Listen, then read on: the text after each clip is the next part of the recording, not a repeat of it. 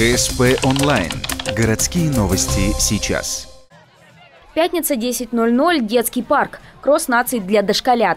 По традиции, воспитанники детских садов бегут 500 метров. Но сначала маленькие спортсмены сделали разминку, а уже после вышли на старт. В этом году полукилометровую дистанцию прошли более 400 малышей. Хотя организаторы отмечают, могло быть больше, если бы из-за дождей кросс не перенесли на 2 недели.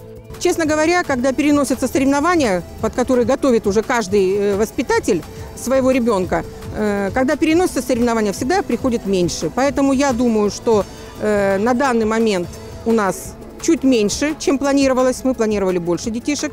Но вы сами видите, что уже прохладно, уже осень.